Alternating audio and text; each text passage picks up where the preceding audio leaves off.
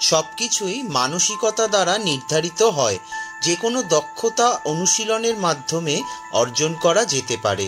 অনুশীলন করার জন্য আপনাকে বিশ্বাস করতে হবে ও আপনার মনকে প্রশিক্ষণ দিতে হবে।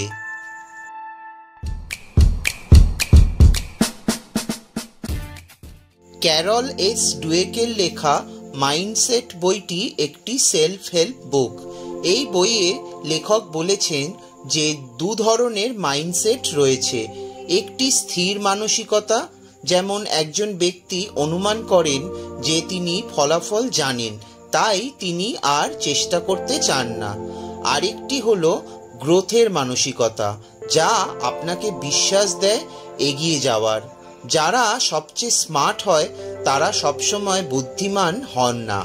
এর একটা বড় কারণ হলো মানসিকতা। কখনো কখনো বাচ্চাদের অত্যধিক প্রশংসাও একটি চ্যালেঞ্জে পরিণত হতে পারে, যেখানে তারা একটি স্থির মানসিকতায় আটকে যায় ও নতুন কিছু চেষ্টা করে না।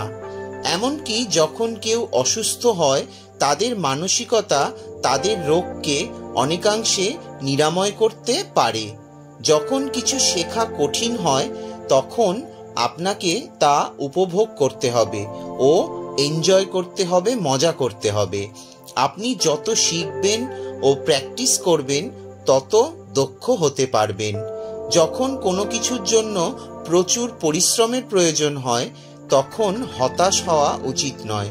গ্রোথ মাইন্ডসেটের লোকদের অন্যদের কাছ থেকে যাচাইকরণের প্রয়োজন হয় না। যেমন আপনি একটি খেলাধুলায় কতটা ভালো, আপনি যদি কঠোর পরিশ্রম করেন তবে সবসময় আপনি উন্নত হতে পারবেন। নিয়মিত আপনাকে প্র্যাকটিস করতে হবে। শুধুমাত্র ট্যালেন্ট থাকা যথেষ্ট নয়, আপনাকে নিয়মিত প্র্যাকটিস করতে হবে। আমরা প্রত্যেকেই আত্মরূপান্তর করতে সক্ষম। এমন একটি সংস্থা তৈরি করুন যেখানে আপনার লিডারশিপ কোয়ালিটিকে পুরস্কৃত করা হবে। শুধু কর্মচারীর নয়, বরং সংস্থার গ্রোথের মাইন্ডসেট গড়ে তুলতে হবে। প্রতিশোধ একটি স্থির মানসিকতার প্রকাশ। এটি আমাদের আটকে রাখে। যদি কেউ আপনার কোনো ক্ষতি করে থাকে, তাদের মঙ্গল কামনা করুন এবং এগিয়ে যান।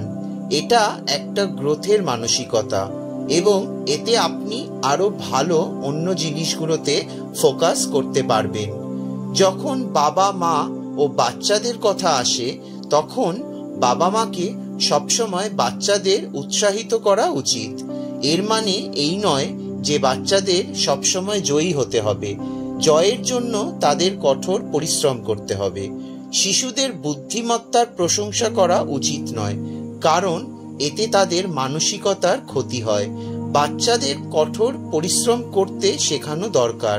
বাচ্চাদের তাদের প্রচেষ্টার জন্য প্রশংসা করতে হবে। বাচ্চাদের কখনোই বলবেন না যে তারা ন্যাচারালি ট্যালেন্টেড। সবসময় নিজেকে প্রশ্ন করা উচিত, আপনি আজ কি শিখলেন? আপনি কি আজ হার্ডওয়ার্ক করেছেন? আপনি কি ব্যর্থ? আপনি কি কোনো ভুল করেছেন?